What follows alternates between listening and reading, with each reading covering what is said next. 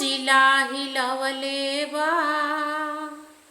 हो शिवा गुरु के रूपवाय नमोल जिला हिलवले बा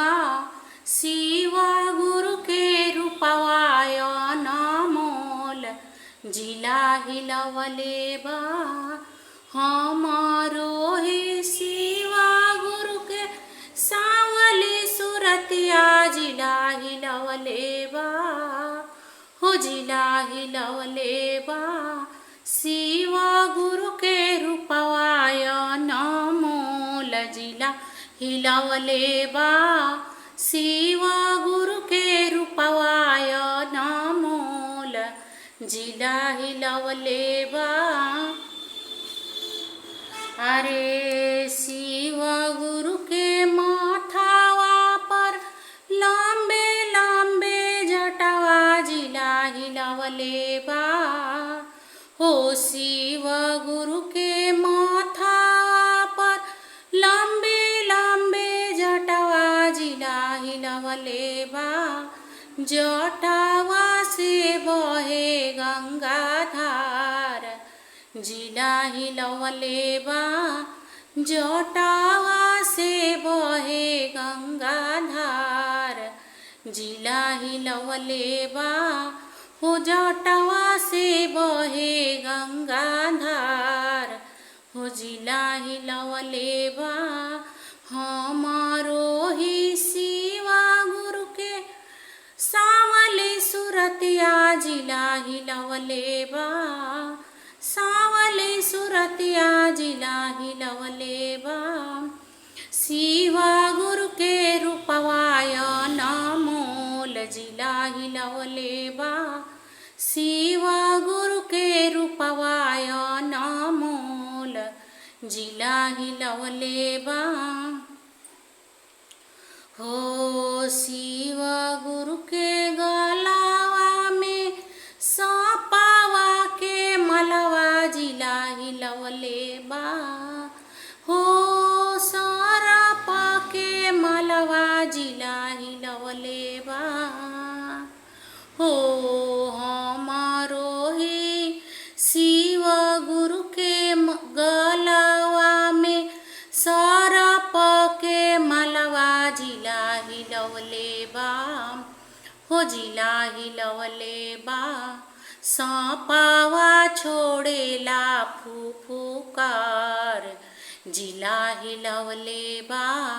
सांपावा छोड़ेला फुफुकार जिला हिलवले बा सांपावा छोड़ेला फुफुकार हो हमारो ही शिवा गुरु के सावली सुरतिया जिला हिलवले बा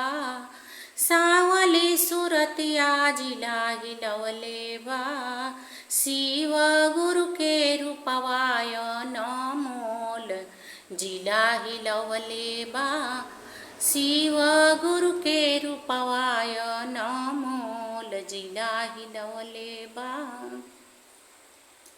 हो शिवा गुरु के अंगावा में मिर्गा के छलवा जिला हिलवले बा हो शिवा गुरु के अंगावा में मिर्गा के छलवा जिला हिलवले बा हो जिला हिलवले बा अरे मिर्गा के छलवाय नमोल जिला हिलवले बा मिर्गा के छलवाय नमोल जिला हिलवले बा मिर्गा के छलवाय नमोल जिला हिलवले बा हरे हमारो ही शिवा गुरु के सावली सुरतिया जिला हिलवले बा शिवा गुरु के रूपवाय नमोल जिला हिलवले बा शिवा गुरु के रूपवा नमोल जिला हिलवले बा शिव गुरु के रूपवा अनमोल जिला हिलवले बा। जय शिव गुरु, हर हर महादेव, जय भोलेनाथ। जे भी गुरु भाई गुरु बहिना